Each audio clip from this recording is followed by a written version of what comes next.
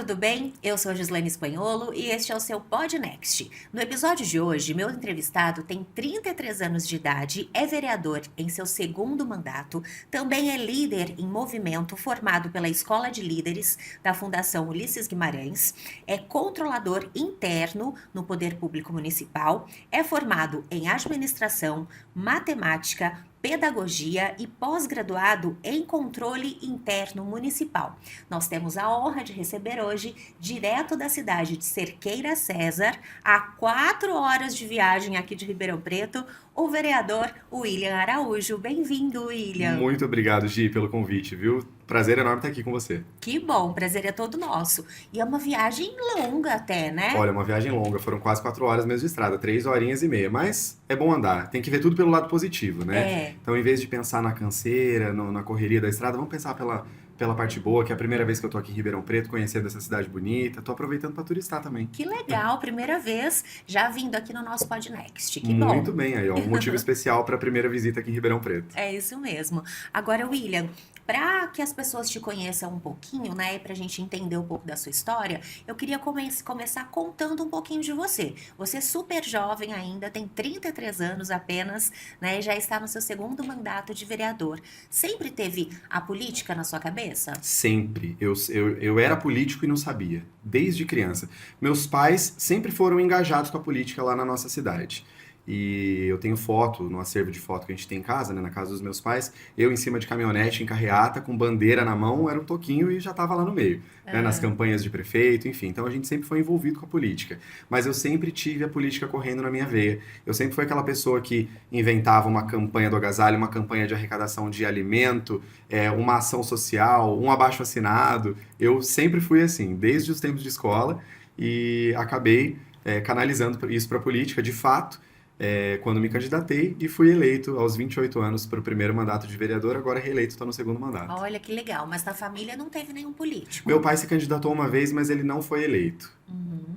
E aí, você já foi eleito na sua primeira candidatura? Na minha primeira candidatura. Fui eleito Olha, na primeira candidatura. com 28 anos. Bacana, né? Muito bom, muito bom. Agora reeleito, aumentou aí a votação? Dobrou, quase dobrou. Dobrou. Então é um sinal de que o trabalho foi reconhecido pela população, Está né? sendo reconhecido. Esse é o diploma do político, né? É os votos que recebe na urna.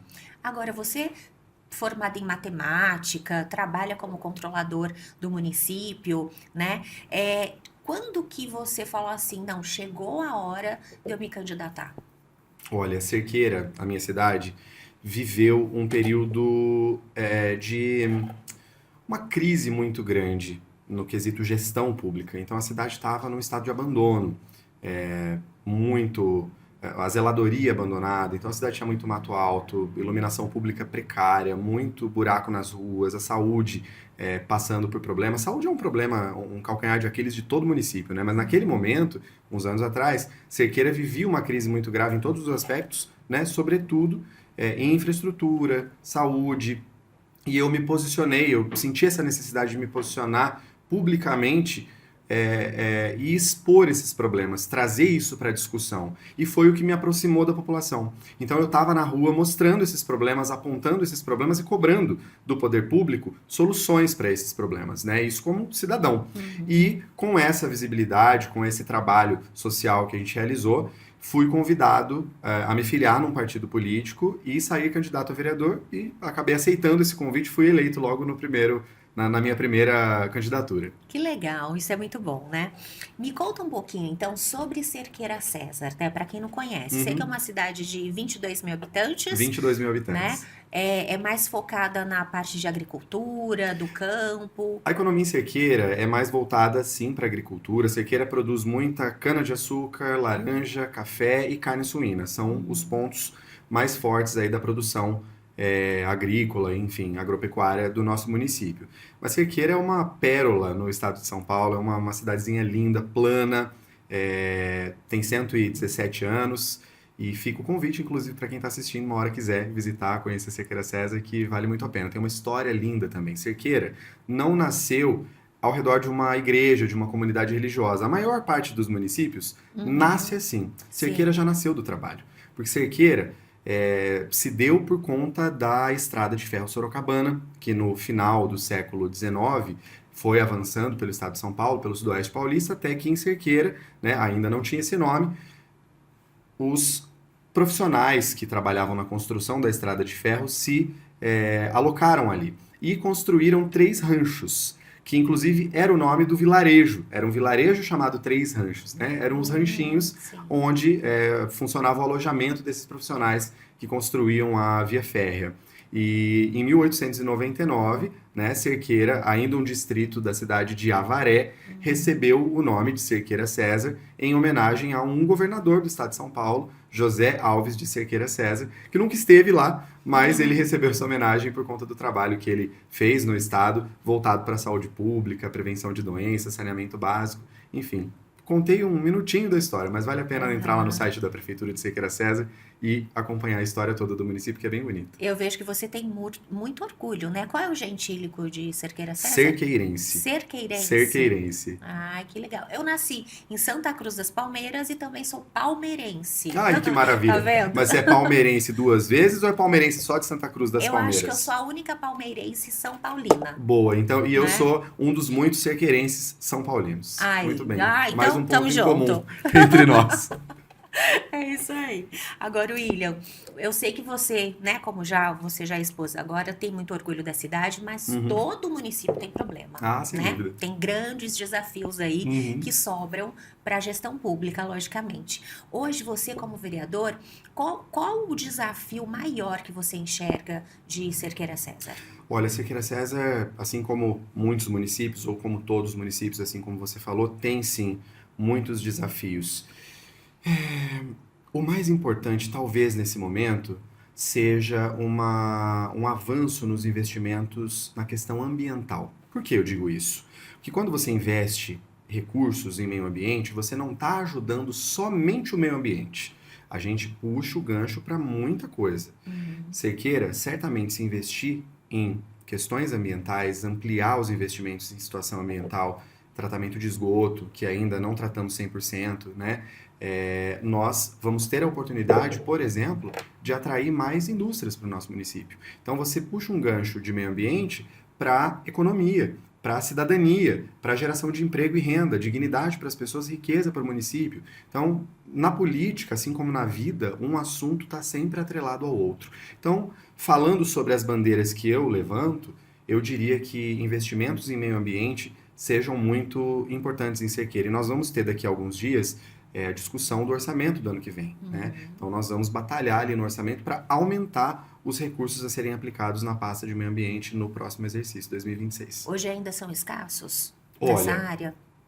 Nesse exercício, Cerqueira aplicou pouco menos de 1 milhão em meio ambiente.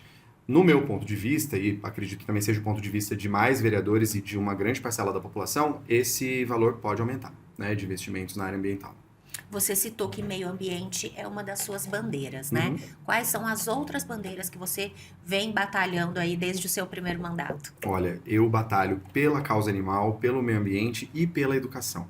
Né? Não dá pra gente querer abraçar todas as bandeiras, mas é claro que tudo aquilo que é bom para a população recebe o nosso apoio. Mas as bandeiras que eu levanto são essas: causa animal, meio ambiente e a educação. E como que está a educação em Cerqueira? A educação em Cerqueira é boa. Cerqueira tem um IDH bom, né? Quase 800, quase 0,800 o nosso IDH, mas sempre tem o que melhorar, né? E educação é uma chave de transformação social. Então nós precisamos cada vez mais também ampliar e melhorar a aplicação dos recursos na educação. Hoje nós temos um problema em Cerqueira voltado mais para a infraestrutura das escolas. Nós precisamos melhorar a infraestrutura das escolas. Por exemplo, Dimas Ramalho, você deve conhecer, é claro, Sim. nosso vice-presidente do Tribunal de Contas, escreveu um artigo algumas semanas atrás falando sobre o calor nas escolas e o quanto isso impacta a qualidade do ensino, a aprendizagem dos alunos. E Cerqueira César hoje não tem essa ferramenta, né, esse equipamento nas salas de aula, que é uma climatização, um ar-condicionado. E isso muda tudo, não é só uma questão de conforto, vai melhorar a questão do aprendizado dos alunos. E isso cria um link aqui com a Escola de Líderes da FUG, que talvez a gente fale mais sobre isso, mas eu me lembrei agora e vou falar.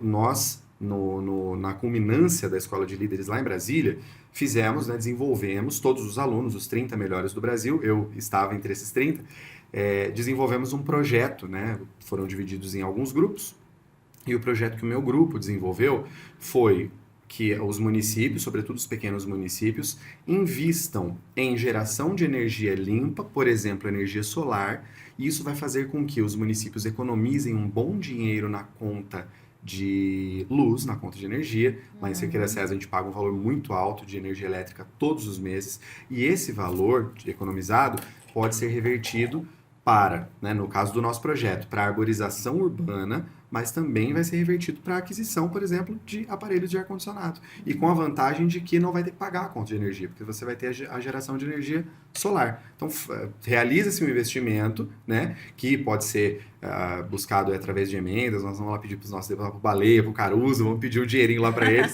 mas também existem linhas de crédito que os municípios podem utilizar para obter esses recursos e fazer investimentos nesse sentido. E o nosso projeto está lá no site da Fundação Ulisses Guimarães. Que legal, parabéns. Obrigado. Ficou entre os 30 melhores do país e foi para Brasília? Eram 500 alunos, para a segunda fase foram 200 e na terceira fase 30. Fiquei entre os 30. E aí fomos para Brasília e fizemos ali uma culminância, né, uma interação entre esses 30, que são pessoas de altíssimo gabarito.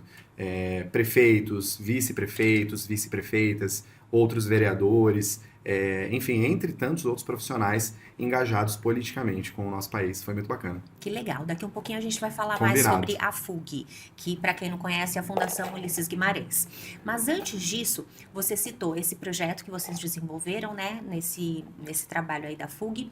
Como o prefeito atual enxerga esse projeto? Já foi apresentado para ele? Ele é receptivo? Como que é a relação? O nosso prefeito, Diego, é do MDB. E ele é, sim, muito receptivo, ele já tem conhecimento do nosso projeto. Cerqueira hoje não tem recursos para poder fazer de imediato essa mudança, mas é aquilo que eu falei. Nós vamos ter que buscar esses recursos para que a gente possa fazer esses investimentos e proporcionar essa mudança, tanto na questão da energia limpa, que é um assunto que está muito em alta, né, e linka com o meio ambiente também, que é uma das minhas bandeiras, e conseguimos atrelar isso para é muito ramificado, né? Então nós vamos atrelar isso também com a educação, porque a gente vai instalar ar-condicionado nas salas de aula e os alunos vão ter uma qualidade de vida melhor e de aprendizagem também. Mas nós estamos cobrando o nosso prefeito. Ah, que legal. E você falou que uma outra bandeira sua também é a causa animal, né? O que você tem trabalhado lá em Cerqueira em relação a esse tema? Olha, o principal ponto quando se pensa em causa animal é o controle populacional de animais domésticos, sobretudo de cães e gatos. Então, em Cerqueira, a gente, ao longo do primeiro mandato, negociamos com o executivo, nós negociamos com o executivo e conseguimos construir um canil municipal novo, que Cerqueira não tinha um espaço improvisado, só que canil não é solução. Claro que você tem que ter ali um espaço adequado para abrigar aqueles animais em situação de vulnerabilidade, que às vezes estão abandonados ou que sofreram atropelamento, envenenamento, entre outras coisas que acontecem com esses animais quando eles estão nas ruas. Mas o canil não é uma solução. A solução é controle populacional com a castração, conscientização da população sobre posse responsável dos seus animais de estimação e punição para aquelas pessoas que cometem o crime de maus tratos, de abandono de animais. Então, ao longo desses 4 anos, nós conseguimos a construção de um novo canil, dobramos o número de castrações mensais que são realizadas pela prefeitura do município e criamos em Cerqueira a diretoria de defesa e bem-estar animal. Então, nós temos lá uma profissional, uma advogada, que é incumbida de atender denúncias e registrar as ocorrências, né, viabilizando aí a punição para essas pessoas. Mas, claro, começamos esse trabalho agora, tem muito a melhorar e a gente vem cobrando isso também. Você tem animalzinho de estimação? Nossa, eu tenho muitos. Muitos? Muitos, Quantos? estão divididos. Na minha casa eu tenho 5. E tem alguns que ficaram na casa da minha mãe também, então dá mais de 10. Nossa! Cães e gatos. Lembra o nome de todos? Lembro o nome de todos. Então vamos ver, conta aí. O nome de todos? É. Então vamos lá. Na minha casa tem 3 cachorras que chamam Jade, Rô e Verinha. E 2 gatinhas que chamam Bibi e Quilinda. Quilinda porque eu falava, como a Quilinda que você é, ficou Quilinda o nome dela. Na minha mãe tem... gente, os nomes são invenção esses nomes são invenção da minha irmã, tá? Cláudio, que é um vira-lata caramelo, uma figura. Neguinha, toda casa tem uma neguinha, né? Ou quase toda. Fernanda, tudo nome de gente. Sintam-se homenageadas aí, Sim. Cláudios e Fernandas. Creuzinha, essa foi meu pai que deu o nome, é uma pincherzinha, um toquinho. E aí os gatos, agora eu acho que, eu não sei se vou lembrar o nome de todos. Tem Nino, Tigrão, Pantera, Piri, Piri de piriguete mesmo. Ah, E sim. tem mais ainda. Nossa, agora eu esqueci. Ou os nomes dos gatos eu esqueci. Não lembro de todos Tá aí. vendo? Caí Lição no de ato casa. falho, lição de É, casa. Vou ter que lembrar, vou ter que pedir pra minha mãe me contar. Mãe, conta o nome dos gatos aí. isso. Mas isso de dar nome de gente para animal é normal. É Lá em casa eu verdade. tenho um Pedrinho Ai, é também. muito bem. É, É desse jeito. é porque é tanto amor, né? É A gente verdade. sente como se fosse um membro da E família, de fato são né? E mesmo. são, e É são. Então verdade. tá tranquilo. Agora, William, você já está no seu quinto ano como vereador, né? 4 anos do primeiro mandato, primeiro ano de agora. Nesse tempo, qual projeto que você desenvolveu lá na cidade que você pense assim, não, eu tenho muito orgulho de ter sido autor desse projeto? Olha, entre os projetos tantos que a gente já propôs, eu vou citar dois aqui para você, que eu não cheguei a mencionar como uma bandeira, mas no meu ponto de vista isso se enquadra também na área da educação. O primeiro projeto foi um projeto que proíbe o município de contratar para cargos de confiança, secretariado, diretoria e também funções gratificadas homens condenados pela Lei Maria da Penha. Então, nós caímos aí num contexto social e também educacional, né? E é um assunto extremamente relevante. A Lei Maria da Penha completou 19 anos esse ano e a gente observa que ao longo desses 19 anos ela sofreu alterações, deixando a lei mais dura, mais pesada, a punição mais pesada. O que isso significa?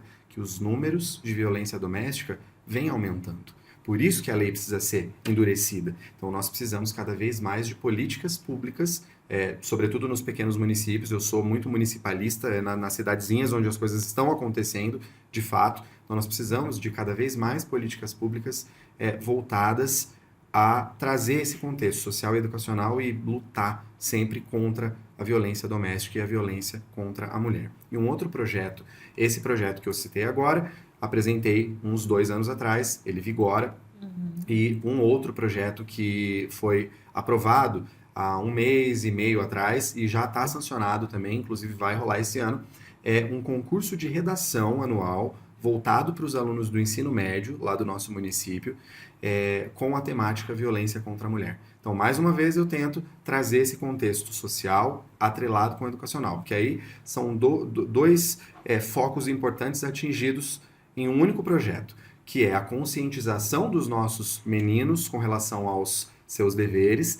e das nossas meninas com relação aos seus direitos e a produção do texto, da redação, que tem um peso muito grande nos vestibulares, né? Sobretudo no Enem. Então, voltado para os nossos alunos do ensino médio, com certeza isso vai auxiliar. É mais uma oportunidade para eles treinarem e terem uma nota melhor ainda no vestibular e, quem sabe, favorecer o acesso dos nossos jovens ao ensino superior Muito também. bem, parabéns. Obrigado. Gostei dos dois projetos. Obrigado. Aprovados. William, vamos falar então um pouquinho da FUG, né? A Vamos. Fundação Ulisses Adoro falar Guimarães. da FUG. A FUG é uma entidade que, assim, beneficia muitos, né, MDBistas aí, principalmente essa galera aí da juventude, Sem dúvida. né? Me conta um pouquinho sobre isso. Olha só, a escola de líderes ela é voltada para todos os públicos, mas claro, tem uma participação, um engajamento dos jovens muito grande, muito relevante. E eu tenho muito orgulho do MDB, né? Para começar, eu sempre gosto de falar o nome da sigla, Movimento Democrático Brasileiro. Então, eu tenho muito orgulho de estar filiado ao MDB, de fazer parte disso. E o MDB é um dos poucos partidos no Brasil que investem uma parte, uma boa parcela do fundo eleitoral, dos seus recursos públicos, na educação. Então, nós temos a Fundação Ulisses Guimarães, que também é um orgulho poder carregar esse nome, né? Poder falar esse nome e saber que o Ulisses Guimarães tem esse peso tão grande para o país, para a democracia brasileira, e agora a Fundação leva o seu nome. A Fundação Ulisses Guimarães completa esse ano 30 anos, né? E a Escola de Líderes vem aumentando cada vez mais. Eu tive agora há pouco com o Baleia e falei para ele, Baleia, a Escola de Líderes ela tem que continuar e tem que ampliar. Nós precisamos cada vez mais atrair as pessoas para o centro democrático da política, sair dos extremos e caminhando pelo meio, que é o caminho do desenvolvimento, né? E a Fundação Ulisses Guimarães, através da Escola de Líderes, proporciona isso para as pessoas. O entendimento, a compreensão do que é fazer a boa política. E mostra para as pessoas que elas podem fazer a diferença lá na sua cidade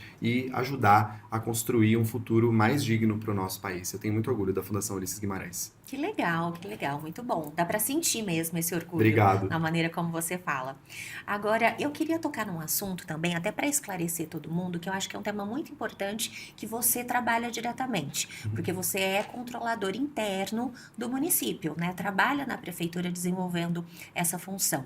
Para quem não entende muito do assunto, qual a importância de uma controladoria interna no município? Olha, tanto no setor público como no setor privado, o controle interno, né, a controladoria como um todo, ela é vista assim com o pé atrás, né? Porque quem é que gosta de ser fiscalizado, de ser acompanhado, de ser verificado? Ninguém quer saber disso. Aham. Então, rola um pouco de preconceito ainda com o controle interno. Mas, na verdade, o controle interno não é uma polícia ali dentro da prefeitura ou dentro de um órgão público para punir alguém. Muito pelo contrário, é um parceiro que muitas vezes vai identificar ali um problema que às vezes não é nem intencional. Tá rolando um probleminha, ninguém percebeu ainda, o controle interno nota, aponta e o problema pode ser solucionado. O próprio nome já diz, controlar internamente para que não tornem-se problemas externos, que vão parar lá no crivo da sociedade, que é o controle externo mais importante, e temos ali também o Tribunal de Contas, que pega no pé das prefeituras, o próprio Ministério Público, as câmaras municipais. Então o controle interno ele vem para ajudar a solucionar os problemas quando eles ainda estão pequenos. É muito bom. Que legal. E na prática, me conta um exemplo lá de Cerqueira César, para que as pessoas entendam didaticamente, né, na prática mesmo, de um trabalho que vocês tenham realizado. A gente acompanha tudo, desde a execução orçamentária até a infraestrutura dos prédios públicos, se tem remédio na farmácia. Então, um exemplo prático, a gente vai lá, faz uma vistoria na farmácia, identifica que tem uma ausência de 20% de medicamentos na farmácia, dos medicamentos que constam na lista do SUS e que deveriam ter lá. Então a gente vai Certo. buscar entender qual é o motivo de estar faltando esses 20% desses medicamentos. Ah, é falta de estoque, falta de espaço para estocar, e aí a gente consegue então fazer recomendações ao executivo para solucionar os problemas. Então, hoje a gente tem um número menor de remédios faltando na farmácia, claro que perfeito ainda não está, mas hoje a gente tem um número menor de remédios faltando na farmácia, temos uma farmácia maior e agora está sendo construído um depósito para a nossa farmácia. Né? Estão sendo feitas algumas reformas e vai ter um depósito para a nossa farmácia. Isso significa o que na prática? Que nós vamos ter mais espaço para poder armazenar medicamentos e vai faltar menos remédio para a população, para a ponta, para aquelas pessoas mais carentes que dependem única e exclusivamente do SUS. Então esse é um exemplo prático, um acompanhamento, uma fiscalização do controle interno que trouxe um questionamento e depois possíveis soluções que estão sendo implementadas. Mas uma gama de coisas, a gente vai avaliando um pouquinho de tudo. Nós estamos na era da inteligência artificial, né? Nós já podemos falar em inteligência artificial nessa área da controladoria? Olha, eu uso bastante esses recursos para poder trabalhar, sobretudo para fazer pesquisas, para compreender, para entender e para poder fazer sugestões para o Poder Executivo. Mas a inteligência artificial é uma ferramenta que dá para a gente usar gratuitamente, muitas vezes, né, e ela vai ajudar todo mundo. Então, quem está assistindo aí, você trabalha no setor público, privado, política, não importa.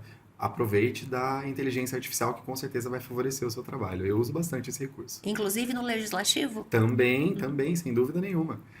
Se usar com expertise, vai bem. Que legal, muito bom. Mas assim, eu nunca me deixo ser substituído pela inteligência artificial. Isso é importante, né? Esse é o X da questão.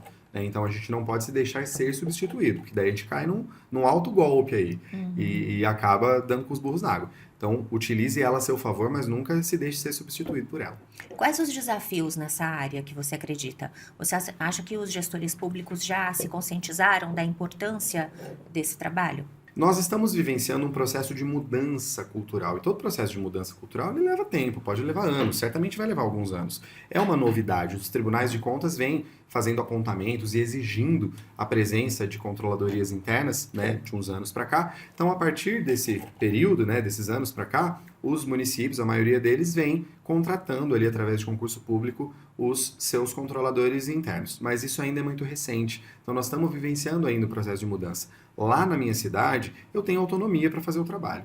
Então, não, ninguém cerceia o trabalho, eu posso vistoriar qualquer repartição pública, qualquer local, qualquer obra, tenho acesso a todo e qualquer documento que eu queira analisar, né? Mas eu sei que ainda existem muitas prefeituras que tentam impedir o trabalho do controle interno, justamente por aquela cultura de, e ele vai me prejudicar, ele vai me atrapalhar. Mas aí a gente também cai naquela situação. Quem esconde muito é porque deve estar fazendo alguma coisa errada, né? Então, aquele prefeito, aquele gestor, aquele secretário que está fazendo o seu trabalho certo, com certeza vai entender o controle interno como um apoio e vai falar, chega aqui, vamos trabalhar junto, veja aí o que tem que ser visto e me diz o que eu posso fazer para melhorar. Essa é a ideia. Então, o controle interno vai procura problema e sugere soluções, mas é Que sempre no legal. intuito de ajudar. Mas os prefeitos, secretários, enfim, e isso eu digo no sentido do estado inteiro de São Paulo e do Brasil também, precisam sim se conscientizar mais e valorizar mais, confiar mais no trabalho do controle interno. Muito bem.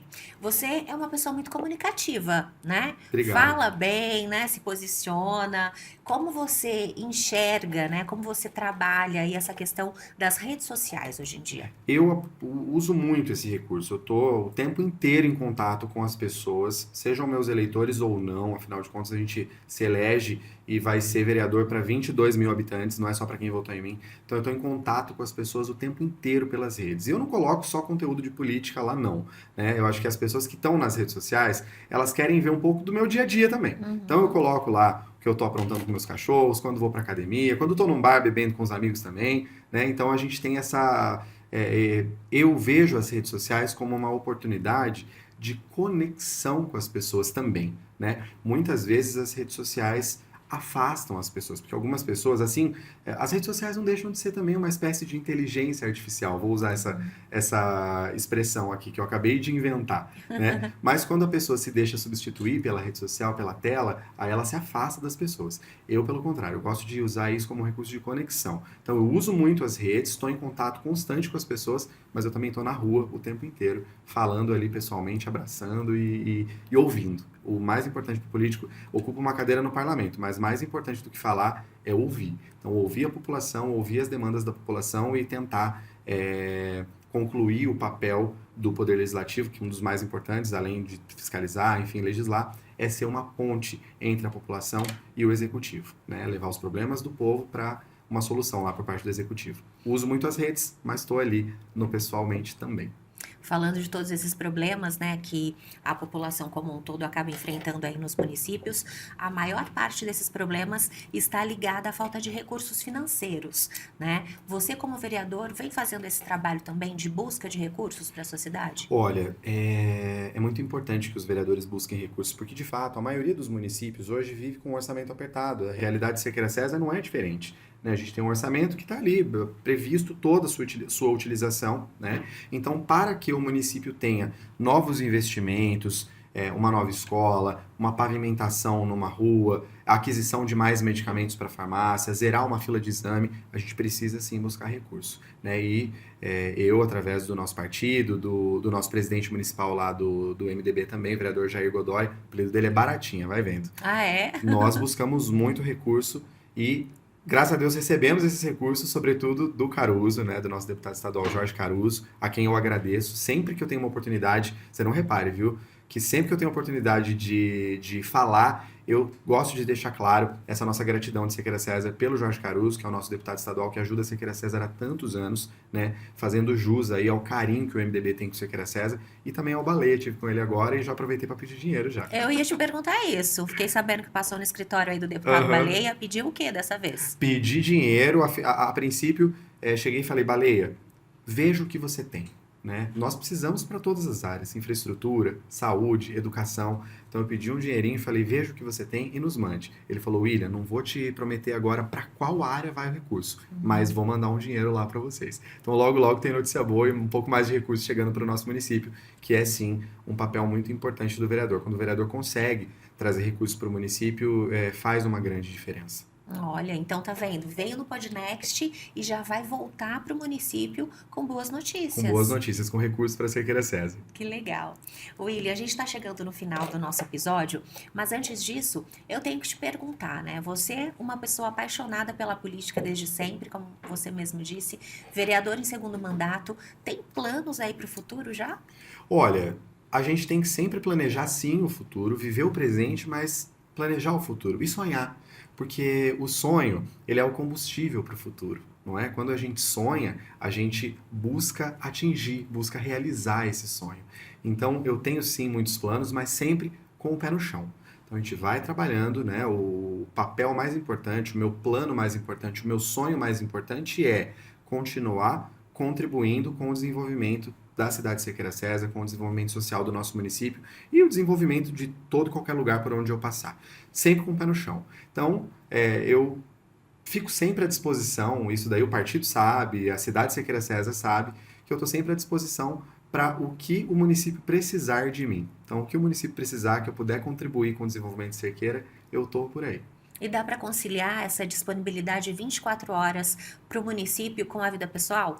Olha, quando a gente entra para a vida pública, as coisas se fundem, né? Então a vida pessoal, ela é pública, ela acaba sendo pública. Então todo mundo acompanha tudo que eu estou fazendo o tempo inteiro, mas é uma coisa que eu gosto, né? É um ônus da vida pública, mas é uma coisa que eu gosto. Eu já estou acostumado com isso, né? Então a gente que vai entrar para a vida pública já tem que entrar sabendo que vai ter que abrir mão de um pouquinho de privacidade, né? Que a vida acaba se tornando 100% pública. E estar preparado, inclusive, para receber críticas também, né? Sempre, sempre. A gente tem que olhar a crítica como algo construtivo. Porque quando a gente olha a crítica só como uma reclamação, com coisa, é um tiro no pé. Uma vez, eu comentei com uma amiga minha, falei, nossa, eu recebo tantos pedidos das pessoas, e ela falou assim, você sabe o que isso significa, William? Que as pessoas confiam em você, porque senão elas não pediriam para você. Então, olhe isso, é o que nós falamos no começo, né? Olhar a vida pelo lado positivo. E desde que ela me falou isso, lá no comecinho do primeiro mandato, nunca mais esqueci Irani. Um beijo pra você, Irani, que me contou isso. Me disse isso, e faz muito sentido. Se as pessoas vêm e pedem, cobram, tecem críticas, é porque elas confiam em nós. Porque quando a pessoa não confia no político que está lá, ela não vai nem perder tempo fazendo crítica. Que legal, já fica a dica aí para os nossos políticos. Também. Tá certo. William, muito obrigada pela sua participação aqui no Podnext. Mais uma vez te digo que é uma honra ter você aqui, né, que veio de tão longe para fazer essa participação especial e quero te dizer que nós sempre estaremos com os nossos microfones abertos aqui para você. Gi, muito obrigado. Eu que agradeço você por esse convite, por abrir esse espaço para a gente poder falar um pouco sobre política, que é um assunto extremamente relevante e importante, muitas vezes demonizada, estigmatizada, sobretudo nesse Brasil polarizado que a gente está vivendo agora. Então é muito necessário falar sobre política. Então eu agradeço por você abrir esse espaço e pode ter certeza que sempre que eu estiver aqui em Ribeirão Preto, eu venho te fazer uma visita, te dar um abraço e se você visitar Cerqueira um dia, vai lá me cumprimentar também. E Cerqueira, o slogan da nossa cidade é a cidade que faz amigos. Então você ganhou mais um amigo hoje. Que bom, com certeza. Quando passar por lá, vou visitar vocês. Obrigado. E vou aguardar a visita aqui novamente. Eu voltarei com certeza. Que bom, muito obrigada, William, Obrigado. mais uma vez. E assim nós finalizamos mais um episódio do seu Podnext, hoje entrevistando o William Araújo, vereador da cidade de Cerqueira César. Eu sou a Gi Espanholo e quero te lembrar mais uma vez, além de nos seguir no Instagram, compartilhe todos os episódios, assista no YouTube e ouça no Spotify. Tchau, tchau, gente, e até a próxima.